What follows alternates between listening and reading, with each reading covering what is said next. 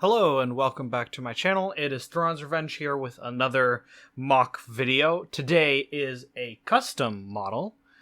So this model is based off of the armored assault tank from the prequel trilogy, but you'll notice there's some differences of this compared to the actual armored assault tank.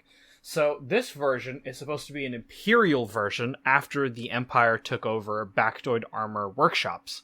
Bactoid Armor was the manufacturer of the assault tank and was also the one who was in charge of providing most of the Trade Federation and Confederacy of Independent Systems with their weaponry.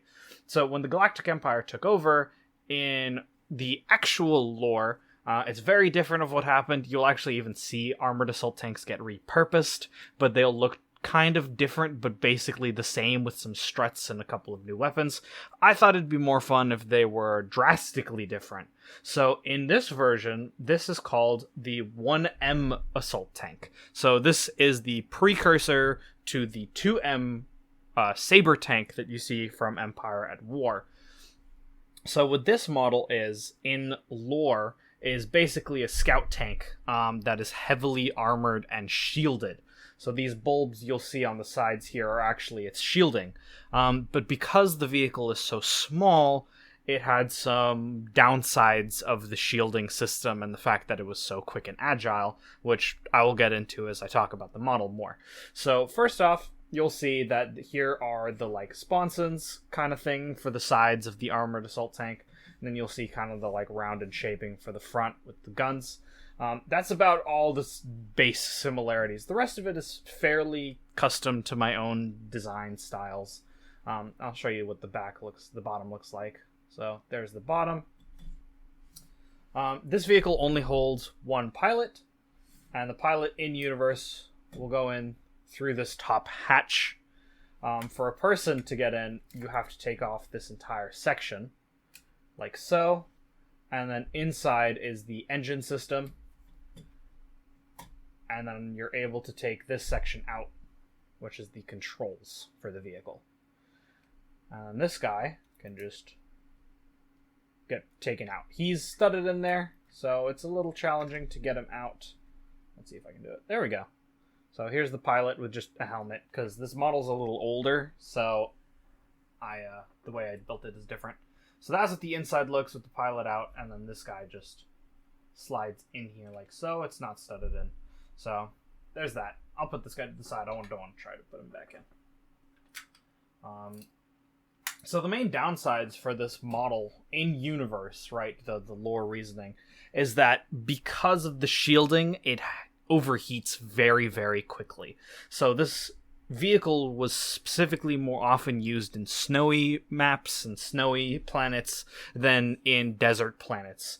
So in desert planets, it basically will destroy itself. The shielding is forward-facing. It would only cover the front section of the vehicle. It had no rear shielding, so if it was flanked, it was very easy to destroy. It mostly was designed like this to do quick spotting. It would poke up really quickly, up on a hill or something, use the rangefinder to find some stuff, and then immediately pull away, and then retreat if need be. These weapons were very basic anti-infantry weapons. It had no anti-armor capability at all. And then the heating for the shielding was actually done through this whole front section. So this was basically used as a really, really powerful heat sink. So whenever the model would heat itself, it would then put all the heat into these blades, which would then be used as an anti-personnel weapon or anti-tank trap weapon. So if you had, some sort of fencing or anything, this vehicle would just cut through, or people if needed. So it was very easy to counter. That was the downside. You didn't see a lot of them in combat. Anyone could easily get behind it if the shielding was, since the shielding is frontal, you could send rockets or blaster fire into the back. And the back was not a very protected section, as that's where the engines are housed, that's where some of the batteries are housed, that's where their more complicated system were housed, and it was very easy to get on top of it if you were behind it. Frontally, the tank was a lot harder to counter, unless you had some very powerful weapons that could go right through its shielding or overheat it completely.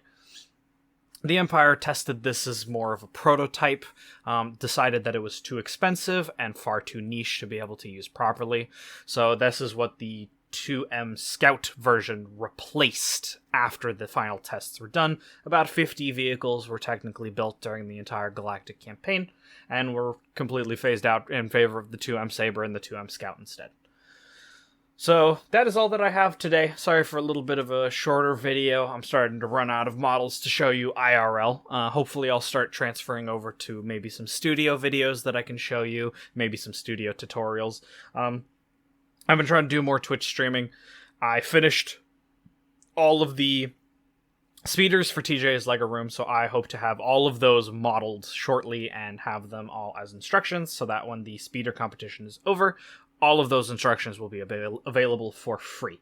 I'm also streaming on Twitch some video games here and there, mostly World of Tanks, and then I hope to start working on another big commission here shortly, and I'll let y'all know on my Instagram when that kind of stuff has happened.